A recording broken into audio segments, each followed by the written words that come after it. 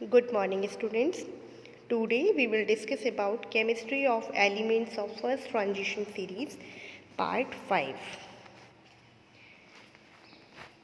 इसमें हम पढ़ेंगे formation of coloured ions and compounds. ये सब हमारी कैरेक्टरिस्टिक प्रॉपर्टीज़ ही चल रही है 3D जो सीरीज़ थी उसकी। तो उसमें से एक प्रॉपर्टी आई है formation of coloured ions and compounds. The elements of first transition series form colored ions, compounds and complexes due to the presence of unpaired electron in them. First transition series के elements जो होते हैं इनमें क्या होते हैं, unpaired electron होते हैं। इसी की वजह से ही ये जो आयंस बनाएंगे, जो इनके कंपाउंड्स होंगे, जो इनके कॉम्प्लेक्सेस होंगे, वो कैसे होंगे, कलर्ड होंगे। जैसे आपको एग्जांपल के लिए बताया है, कोबाल्ट का है हेक्सा एक्वा कोबाल्ट कॉम्प्लेक्स है जो आपका, ये पिंक कलर का है। ऐसे ही क्यों, क्योंकि यहाँ पे CO जो है कोबाल्ट है वो कौन सी अवस्था में है, CO+2 में है।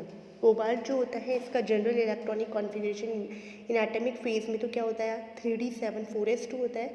2 इलेक्ट्रॉन निकल गए या इसके इलेक्ट्रॉनिक कॉन्फ़िगरेशन है 3d7, तो 7 है, तो अनपेयर्ड इलेक्ट्रॉन यहाँ पे पाए जाते हैं 2। तो अब यहाँ पे आप देखिए अनपेयर्ड इलेक्ट्रॉन है यहाँ पे और अनपेयर्ड इलेक्ट्रॉन है यहाँ पे, तो ये क्या होगा, कलर्ड होगा। इसी तरह से कॉपर का +1 कॉम्प्लेक्स है Cu+1 जो है, इसमें कॉन्फ़िगरेशन क्या होती है, D10 3d10 होता है, भरा हुआ है, केवल 4s1 का एक इलेक्ट्रॉन निकला है। तो ये और इसके जो भी इसके आयन हैं और जो भी इसके सॉल्ट्स होंगे वो कलरलेस होंगे, क्योंकि ये क्या है, इसके अंदर अनपेयर्ड इलेक्ट्रॉन नहीं है। जबकि Cu+2 D9 कॉन्फ़िगरेशन है, तो एक अनपेयर्ड इलेक्ट्रॉन है, तो इसके आयन और इसके कंपाउंड्स कैसे हो जाएंगे, कलर्ड हो जाएंगे। CuSO4.5s2 जो Cu+2 का बना हुआ है, ये ब्लू कलर का होता है। वैसे एक्चुअली हम इसे रिप्रेजेंट किसकी, इसे ब्लू विट्रियोल बोलते हैं। एक्चुअली रिप्रेजेंटेड होता है इस तरह से, कॉपर H2O का होल 4 SO4.H2O एंड CuNH3 का होल 4+2। ये वाला जो है अमोनिया वाला कॉम्प्लेक्स है इसका, वो भी कैसा होता है, कलर्ड होता है। Cu यहाँ पे भी +2 अवस्था में है, ये डार्क ब्लू कलर का होता है, ऑलमोस्ट वॉयलेट कलर का होता है। आपको यहाँ पे बस यही ध्यान रखना है कॉन्फ़िगरेशन क्या है, D9 कॉन्फ़िगरेशन है, D9 कॉन्फ़िगरेशन है, तो फिर क्या हो जाएगा, ये कलर्ड हो जाएगा। The colour of the complex and depends on the nature of ligands and types of complex form. अब ये कलर उसके ऊपर भी डिपेंड करेगा कि लिगेंड कौन सा है, स्ट्रॉन्ग फील्ड लिगेंड है या फिर वीक फील्ड लिगेंड है, कि वो कॉम्प्लेक्स किस टाइप का बना हुआ है, उसके ऊपर भी डिपेंड करता है। The metal ions with completely empty और completely filled d subshell as well as their compounds are colourless. ऐसे ही मेटल आयंस जो कि या तो कम्प्लीटली एम्प्टी है यानी कि 3d0 विन्यास है, या फिर कम्प्लीटली फिल्ड है यानी कि D10 विन्यास है, वो भी कैसे होंगे, कलरलेस होंगे। जैसे यहाँ पे स्कैंडियम+3 है, 3d0 विन्यास है। टाइटेनियम+4 का कोई भी कॉम्प्लेक्स होगा वो भी कलरलेस होगा। Cu+1 है जो भी 3d10 कॉन्फ़िगरेशन है, Zn+2 में भी 3d10 पूरा फुलफिल्ड है। तो इन सब के जो भी, इन आयंस के जो भी कॉम्प्लेक्स बनेंगे वो कैसे होंगे, कलरलेस होंगे। अब हम पढ़ते हैं पीरियोडिक प्रॉपर्टीज़। अभी तक तो आपने कैरेक्टरिस्टिक प्रॉपर्टीज़ पढ़ी थी, अब पीरियोडिक प्रॉपर्टीज़ पढ़ेंगे। पीरियोडिक प्रॉपर्टीज़ का मीन क्या होगा, जैसे atomic radii, atomic volume, ionisation enthalpies, इनके बारे में हम पढ़ते हैं। Atomic radii, atomic volume and ionic radii हम पढ़ते हैं पहले। The values generally decrease along the series up to nickel. इनकी वैल्यू क्या होती है, पहले तो सीरीज़ में हम जाते हैं 3D सीरीज़ में, जैसे जैसे लेफ़्ट टू राइट जाते हैं तो वैसे वैसे तो इनकी वैल्यू क्या होती है, घटने लग जाते हैं निकल तक, फिर स्लाइटली इंक्रीज़ होती है कॉपर तक, और लास्ट में फिर कॉपर से जिंक पे बढ़ जाती है। Thus zinc has exceptional value only lower than those for the first two elements and higher than those of others. तो जिंक के अंदर क्या होती है, एक्सेप्शनल वैल्यू होती है only lower than those first, मतलब केवल इसके आगे जो दो हैं यानी कि कॉपर है और जो आपका क्या है, निकिल है, उनसे ही थोड़ा सा इसका ज़्यादा वैल्यू होती है। यहाँ देखिए, अब आपको यहाँ पे डाटा दिखाया गया है। एटॉमिक रेडियाई का स्कैंडियम की 144 है, यहाँ से देखिए आप घटती जा रही है कहाँ तक, आयरन कोबाल्ट तक और निकिल तक घटी है। फिर इसके बाद निकिल से फिर बढ़ने लगी है कॉपर की 117 हो गई है, और फिर जिंक की इससे और ज़्यादा हो गई है।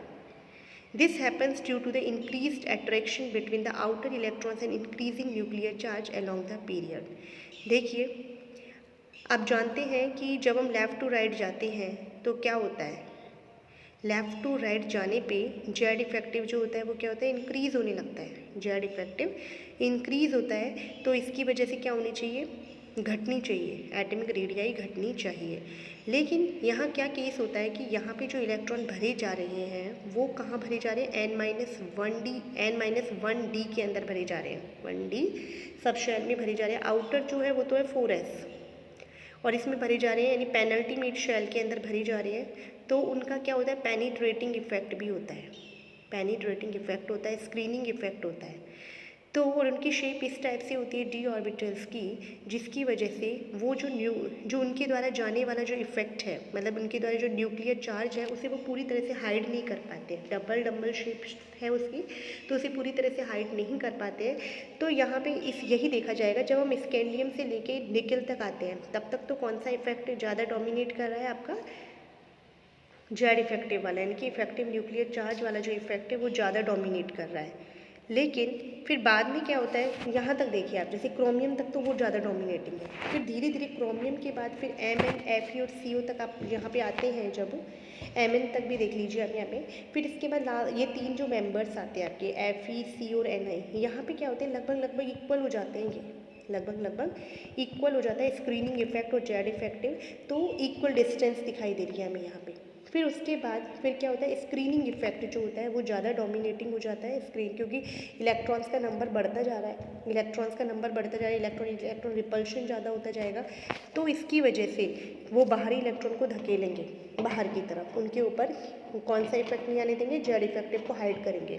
तो फिर स्क्रीनिंग इफेक्ट ज़्यादा डोमिनेट हो जाता है, तो यहाँ पे इसकी रेडियस इंक्रीज़ हो गई, कॉपर से जिंक में हम जाते हैं तो एटॉमिक रेडियाई इंक्रीज़ हो गई है। The close values of atomic radii from chromium to copper are due to existence of increased screening effect of 3d electrons। बताया ना आपको कि यहाँ पे स्क्रीनिंग इफेक्ट फिर क्या है, बढ़ने लग जाता है, ज़्यादा डोमिनेटिंग हो जाता है जेड इफेक्टिव की तुलना में, which are added in each step and which shield the 4s electrons from the inward pull. अब आता है, though the nuclear charge increases continuously in the series from one element to the other, the screening effect in zinc is maximum and hence has exceptional value। Screening effect जो है वो इसमें zinc के अंदर सबसे ज़्यादा होता है, एक्सेप्शनल वैल्यू इसके अंदर, इसीलिए रेडियाई जो है उसकी सबसे ज़्यादा हो जाती है। The atomic volumes of these elements as given below are comparatively low। Atomic volume जो है इनका वो क्या होता है, comparatively low है, because of the filling of 3d orbitals instead of 4s। Electrons कहाँ भरे जा रहे हैं, 3d orbitals में, ना कि 4s के अंदर, which is the sub shell of the last shell, और ये सब शेल है यानी कि अंदर की ओर ही भरे जा रहे हैं। This cause increased nuclear pull acting on the outer electrons. तो अंदर इलेक्ट्रॉन्स भरे जाने की वजह से वहाँ पे न्यूक्लियर पुल जो है वो क्या लग रहा है, आउटर साइड वाले इलेक्ट्रॉन पे ज़्यादा लग रहा है। तो इस वजह से इनका जो भी एटॉमिक वॉल्यूम है वो क्या है, घटता ही जा रहा है। स्कैंडियम का 15 सेंटीमीटर क्यूब है, फिर 11, फिर 8.3, यहाँ पे आप देखिए इन सब का कम ही है, बस वही इफेक्ट आ गया। जिंक में थोड़ा स्क्रीनिंग इफेक्ट हाई है, तो इस वजह से एटॉमिक वॉल्यूम भी यहाँ पे थोड़ा ज़्यादा हो जाता है। The ionic radii of these elements show the same trend as the atomic radii। आयनिक रेडिया का उसी तरह से ही क्रम होगा जिस तरह से एटॉमिक रेडियाई का था। Radii of bivalent and trivalent ions of elements of this series are listed below. देखिए यहाँ पे पहले आयनिक रेडियाई दिखाई गई है, बाईवैलेंट की देख लो, अब ट्राईवैलेंट की देख लो। ट्रेंड इसका वही है जिस तरह से एटॉमिक रेडियस का था, यानी कि पहले तो क्या है, घटेगी, फिर इक्वल रहेगी और लास्ट में जिंक पे जाके बढ़ जाती है। जेडन और कॉपर जो होते हैं ये ट्राईवैलेंट आयन दिखाते नहीं है, इसलिए यहाँ पे ट्राईवैलेंट का शो नहीं किया गया है। आई होप बच्चों आपको ये समझ में आया होगा लेक्चर। आगे हम इसकी और पीरियोडिक प्रॉपर्टीज़ डिस्कस करेंगे। Thank you.